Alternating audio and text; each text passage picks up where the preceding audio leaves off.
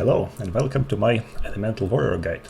So recently I found this axe, which has ability to cast Fireball and all 3 elemental damage types.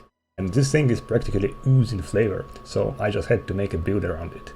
So the idea here is we have a Fireball, and then we also take a bunch of warrior skills and take the skill modifiers that make them deal elemental damage, and then we have all the elemental damage everywhere. We stack all the elemental ailments and it's gonna be amazing. So for the stats, I just go a bit of wisdom to get like 30% chance to apply ailment, and then put everything else into toughness because I don't have shield, I don't have any defensive free nodes, so I have to survive somehow. Then for the passives, there's basically one sub-tree. This is Oracle of the Trinity thing, which is like also goes with a theme of multiple elements. So you get this node, which gets you additional effects when you cast certain elemental skills, which is basically I have full bar of them. And then there's another one which gives you buffs when you cast like different elemental skills. So that's pretty nice. Although these buffs are not very impactful, but you know, it fits the theme, so we go with it. Then we have like all the ailment stuff to stack the ailments very fast, and like that's nice, I guess, and some more ailment stuff, as well as some defensive node, like probably one of the 2 defensive nodes I have at all. And another good thing is residual energy, which is 30% damage buff, which is, buffs your attacks when you have a spell, and since we have a fireball and a bunch of attacks, it's very good. And the standard rage generation, as well as double damage at high rage, which is also very good with all the attack skills. And finally, some crit chance and crit damage over here, as well as the other defensive node, which is Salutary Anchor.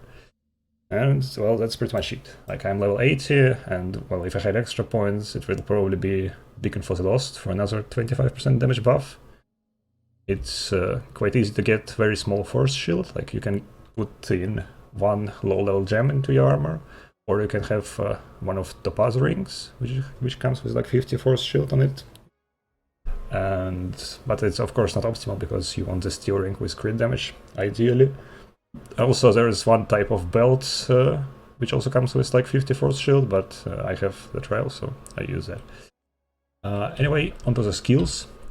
I have the Fireball, of course. I turn it to Lightning because Lightning is harder to come by among warrior skills, and so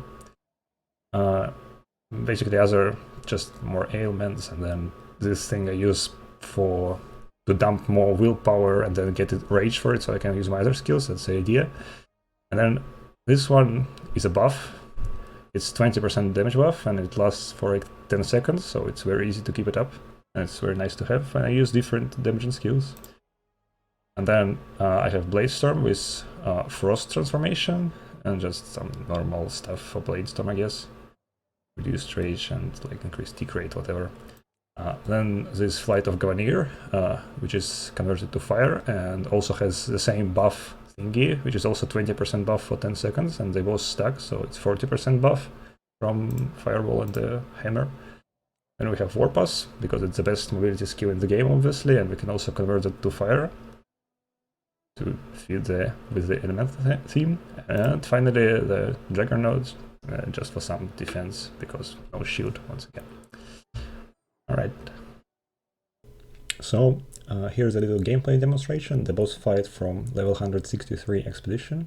And here I just go into the boss room and then start spamming my Fireball, which is Lightning Ball, then Blade Storm, Warpass, Hammer, whatever, everything just stack, freeze, shock, and burn on everything.